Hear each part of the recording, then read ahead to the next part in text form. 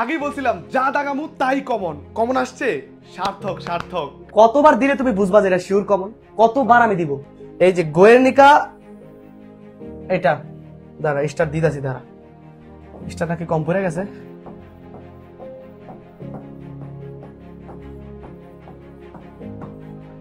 এটাতে কত স্টার দিলে বুঝবা যে এটা ঠোঁটের আগে রাখতে হবে। গোয়ের্নিকা তার বিখ্যাত চিত্রকর্ম, স্পেনের গৃহযুদ্ধের বিরুদ্ধে সে এটা এঁকেছে।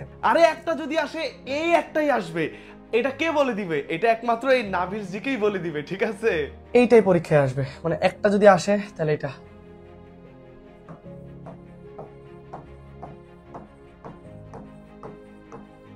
সিয়েরা লিওন, যার রাজধানী হচ্ছে ফ্রি টাউন। ফ্রি টাউন কেউ আবার ভুল ভাইবেন না ভাই, এগুলো তো সবার বই থেকেই কমন পড়ছে, সবার স্লাইডেই ছিল, সবার কাছেই তো আছে, কিন্তু ছোট্ট করে এটা আসবেই। এটা নাবিল জিকে বলে, নাবিল জিকে।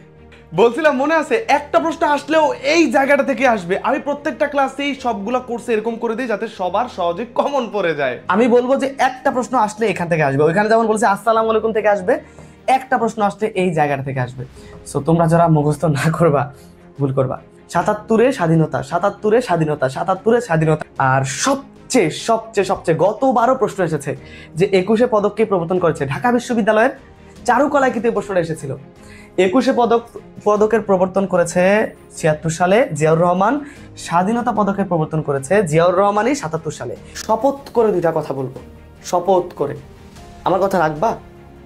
২০২৫-২৬ সালে এই ২৫-এ যারা পরীক্ষা দিবেন বিভিন্ন চাকরি বা অ্যাডমিশনে, স্বাধীনতা পুরস্কার ২১শে পদক মাস্ট, প্রশ্ন পাবেনি। সেদিন আমার কথা মনে হবে, নাবিল ভাই বলছে এটা হচ্ছে আবার খুবই ইম্পর্টেন্ট, এই স্লাইডটা ইম্পর্টেন্ট। এই জাগ্রত চৌরঙ্গীর কারণে মাথায় রাখবা। এটা কি?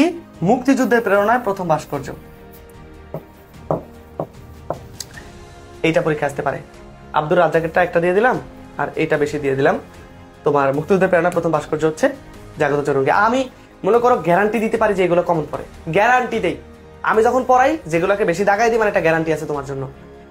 দাগায় দেওয়াটা কি তোমার জন্য ভালো হয় কিনা আমাকে বলো। কোনো একটা জিনিসটা 100% আসবে বলছেই, গত ৬-৭ বছর এরকম হয় না যে ওটা আসে নাই, এটা আসছেই, এই যে আসছে। এরপরে জুলাই গণঅভ্যুত্থান দিবসটা আমি অনেক গোল করতেছি। এই দিন কি হয়েছে?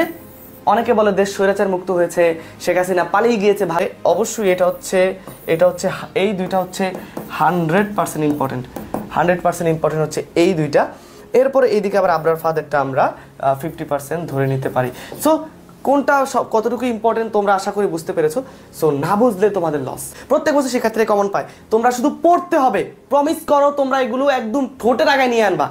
জিকেতে ফুল মার্ক পেতে হবে ইনশাল্লাহ। আমাদের পরীক্ষায় আছে সার্চ ইঞ্জিন কোনটি। তো এখানে আমাদের বইয়ের একদম 501 নম্বর পৃষ্ঠায় যদি আমরা দেখি, নিচের কোনটি সার্চ ইঞ্জিন নয়, তার মানে এইটা সার্চ ইঞ্জিন নয়, বাকিগুলো সার্চ ইঞ্জিন। আমাদের পরীক্ষায় কিন্তু প্রশ্নের উত্তরটি ছিল বিং, তার মানে এইখানে আমরা 3টা জেনে যাব সার্চ ইঞ্জিন কোনটা। তো এইভাবে প্র্যাকটিস করলে কিন্তু এই এমসিকিউ ইনসাইট বই থেকে প্র্যাকটিস করলে কিন্তু কমন নিশ্চিত। কালুরঘাট বেতার কেন্দ্র থেকে, এই কালুরঘাট বেতার কেন্দ্রের নামটা মাথায় রাখবা, চট্টগ্রামে। কালুরঘাট বেতার কেন্দ্র থেকে, বেতার কেন্দ্র কোথায় হয়? এই যে এটা চট্টগ্রামের কালুরঘাটে। এগুলো সবগুলো ইম্পর্টেন্ট। মুক্তিযুদ্ধের দ্বাদশ সেক্টর কোনটি? যদি মুক্তিযুদ্ধের সেক্টর তো তোমার 11টি বা 11টি, যদি কোনো বিষয়কে মুক্তিযুদ্ধের 12তম সেক্টর করা হতো সেটি হতো এই কালুরঘাট বেতার কেন্দ্র। এই কালুরঘাট বেতার কেন্দ্র এরকম ভূমিকা পালন করেছিল মুক্তিযুদ্ধের সময়। তাহলে এটাও কিন্তু পরীক্ষা আসতে পারে, মুক্তিযুদ্ধের দ্বাদশ সেক্টর কোনটি। অনেক বইই পাবা না। সব কি কোর্স থেকে দেখাবো? আমার এমসিকিউ ইনসাইট সাধারণ জ্ঞানের এই প্র্যাকটিস বুক থেকে যে এত কমন পড়লো তা দেখাবো না। সো চাকরি বা অ্যাডমিশন এই এমসিকিউ ইনসাইট বইটা অর্ডার করতে নাবিল জিকে পেজে নক দিয়ে ফেলি, দারুণ কমন থাকে। এই প্রশ্নটা আমাদের বইয়ের 4 জায়গা থেকে কমন। এই যে এই বইয়ের 252 নম্বর পৃষ্ঠায় এই যে প্রশ্নটা কমন আসছে। তাই এই বইয়ের ঠিক এই যে কত নম্বর পৃষ্ঠা? 333 নম্বর পৃষ্ঠায় এই যে এখানে 333 লেখা আছে, এই প্রশ্ন কমন। এই বইয়ের এই যে ঠিক 435 নম্বর পৃষ্ঠায়ও কিন্তু এই একই প্রশ্ন। তার মানে এতবার এটা পড়লে যেহেতু ইম্পর্টেন্ট প্রশ্ন অনেক পৃষ্ঠায় কিন্তু থাকে, এখান থেকে কিন্তু কমন একদম নিশ্চিত। একদম কত নম্বর পৃষ্ঠায়? 467 নম্বর পৃষ্ঠায় এই একই প্রশ্ন।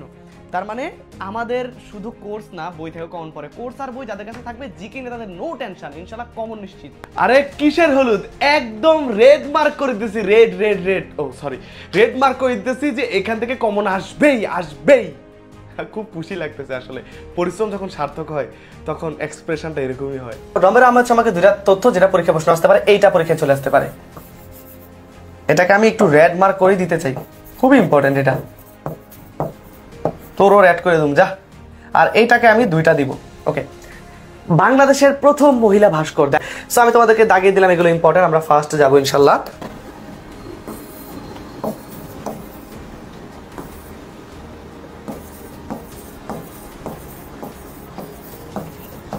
তো এটা মাথায় রাখবা।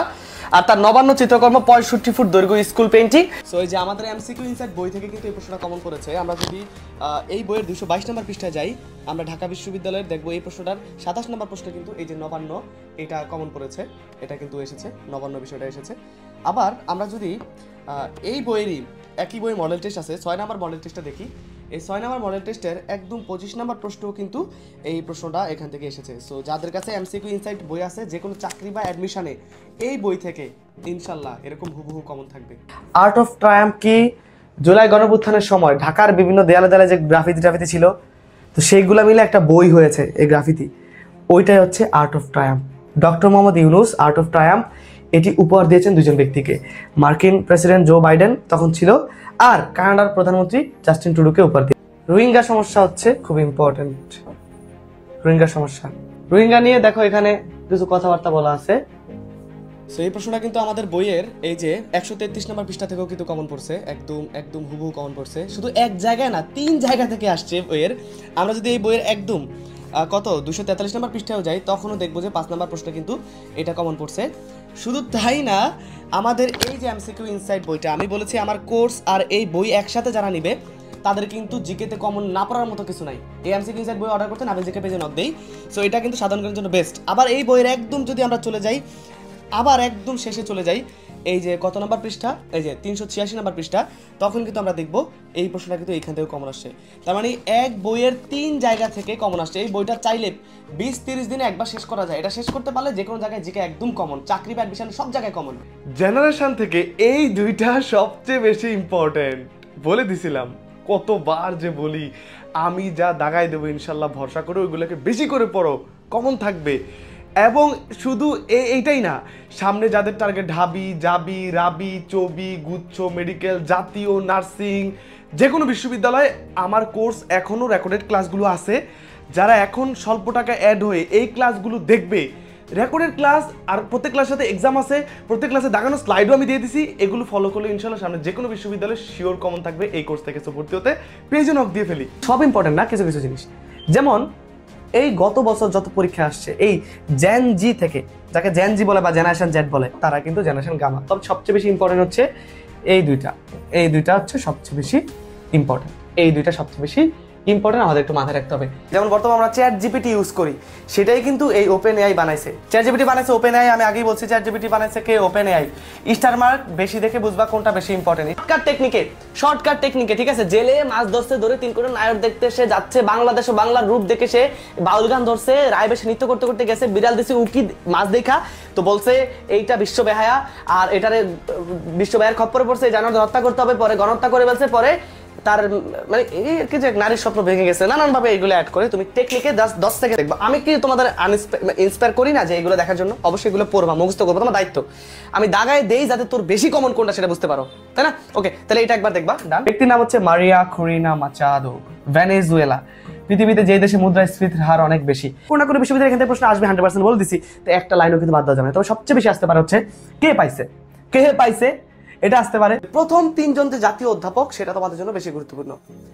প্রথম 3 জন জাতীয় অধ্যাপক সবচেয়ে গুরুত্বপূর্ণ। ঢাকা বিশ্ববিদ্যালয়ে চান্স পাওয়ার পর তুমি যখন তোমার কোনো বড় ভাইকে প্রশ্ন করবা, ভাইয়া কোন বই পড়বো, কোন বই সম্পর্কে জানবো, ঢাকা বিশ্ববিদ্যালয় নিয়ে একটু জানতে চাই, সবাই তোমাকে এই বইটার কথা বলবে, যদ্যপি আমার গুরু। এই বইটা লিখেছেন আহমদ ছফা। এখানে এই আহমদ ছফার গুরু বলতে তিনি এই অধ্যাপক আব্দুর রাজ্জাককে বুঝিয়েছেন। রাজ্জাক 3 জনই গুরুত্বপূর্ণ, এখানে বাদ দেওয়ার কিছু নাই। ওকে। ফাইনালি আমি 3টা কথা বলবো। এক, এমসিকিউ ইনসাইট বইটা রাখলে এখান থেকে একটা বইয়ের মধ্যে কি আছে মানে মাথা নষ্ট। সাধারণ জ্ঞানের 1 বছরের সাম্প্রতিক প্রত্যেক অধ্যায় স্ক্যান করলে অনলাইনে এক্সাম দেওয়া যায় একদম ফ্রিতে, মানে এক্সাম বেস লাগবে না। মডেল টেস্ট আছে একটা বইয়ে, এই বইয়ে মানে ইংলিশ এমসিকিউ আছে প্রত্যেক অধ্যায়ে, বিউবি কভার হয়ে যাবে। এই একটা বইয়ে বাংলাদেশের আন্তর্জাতিকের সকল টপিকের অধ্যায় ধরে ধরে শুধু এমসিকিউ আছে। এই একটা বইয়ে বিগত সালের সকল বিশ্ববিদ্যালয় এবং চাকরির ক্ষেত্রে বিসিএস, নিবন্ধন, ব্যাংক, খাদ্য বা বিশ্ববিদ্যালয় কিন্তু সবগুলার অন্তত যেগুলো বললাম বিগত 10-15 বছর করে প্রশ্ন আছে। সো এই বইটা রাখলে প্র্যাকটিসের জন্য যে কোনো চাকরি বা অ্যাডমিশন দুইটা, আমি আবার বলছি সবাই নিচ্ছে, হাজার হাজার কপি সেল হয়ে গেছে। অর্ডার করতে হবে নাবিল জিকে পেজে। কি চাকরি বা অ্যাডমিশন সবার জন্য সাধারণ জ্ঞানের একটা বই। নাম্বার 2, আমার যে ক্লাসগুলো থেকে কমন আসতেছে বা সামনে আসবে এই ক্লাসগুলো এখনো আমার কাছে রেকর্ডেড আছে। সো এই ক্লাসগুলো যারা সামনে যে কোনো বিশ্ববিদ্যালয়ের জন্য করবে, এসএসসি 25 ব্যাচ 24 বা সেকেন্ড টাইমার হিসাবে, তারা কিন্তু এখান থেকে সর্বোচ্চ পরিমাণ সামনে রেকর্ডেড ক্লাস করবা, এক্সামগুলো দিবা, মডেল টেস্ট ফলো করবা। প্রত্যেকটা বিশ্ববিদ্যালয়ের সিক্রেট সাজেশনও দিয়ে দেবো, ওই গ্রুপে আপলোড করে সকল ক্লাস সুন্দর করে সাজানো আছে। এখন শুধু গিয়ে রেকর্ড ক্লাস করে ফেলবা আর দাগানোগুলো দেখে ফেলবা, ইনশাল্লাহ এখান থেকে সব জায়গায় কমন। সো ভর্তি হতে নাবিল জিকে পেজে নক দিয়ে ফেলো। বিশ্বাস করো, জিকেতে বেস্ট করতে চাইলে এখনো সুযোগ আছে। আর নাম্বার 3 হচ্ছে, সামনে এইচএসসি 26 তোমরা বা 27 তোমরা যারা আসো, সামনে তো তোমাদের জন্য নতুন কোর্স আসবে, নতুন একদম জানুয়ারির পরে ইনশাল্লাহ। তোমরা একটু ওয়েট করো, পেজে একটু অ্যাক্টিভ থাকো, নাবিল হাসান অফিসিয়াল ইউটিউব চ্যানেলে অ্যাক্টিভ থাকো, যাতে তোমাদের প্রি অ্যাডমিশন কোর্সে তোমরা ভর্তি হয়ে যেতে পারো আর পেজে নক দিয়ে রাখতে পারো। সেখানে কিন্তু এইচএসসি 25 আবার যারা এবার চান্স না পাবা, পরের বার কিন্তু সেকেন্ড টাইমের হিসাবে ভর্তি হয়ে যেতে পারবা। সো সবার জন্য শুভকামনা। আর এত যে পরিশ্রম করি, এত যে কি করি, চেষ্টা করি, অনেকে সমালোচনা করে, কিচ্ছু যায় আসে না। আমি আমার কাজটুকু করে যাবো। আমি কিন্তু কাউকে নিয়ে কখনো সমালোচনা করি না, কখনো না। কেউ বলতে পারবে না কোথাও গিয়ে একটা কমেন্ট করি অন্য নামে, অন্যর কাজ করে আমি আমার কাজ করি। হ্যাঁ, আমার একটু মেসেজে রিপ্লাই দিতে দেরি হয়, কারণ আমার কর্মী কম। অফিস নিচ্ছি, শীঘ্রই সেটা ওভারকাম করে ফেলবো। সো যারা এখন ভর্তি হবে তারা বেস্ট একটা সার্ভিস পাবে। আর এত যে কষ্ট করে দিন রাত জেগে, আমাকে শুধু ইন্সপায়ার করার জন্য হলেও এই ভিডিওটাতে একটা রিয়েক্ট দিয়ে নিজে একটা শেয়ার করে রাখি, বন্ধুদেরকে দেখাই। একাধিক ফ্রেন্ড একসাথে অ্যাড হলে অনেক ডিসকাউন্ট থাকবে। আর সবার জন্য ভালোবাসা, ভিডিওটা শেয়ার করে দেই। জাস্ট আমার এই পরিশ্রমটাকে জাস্ট একটু ভালোবেসে ভিডিওটা শেয়ার করে দেই। আসসালামু আলাইকুম।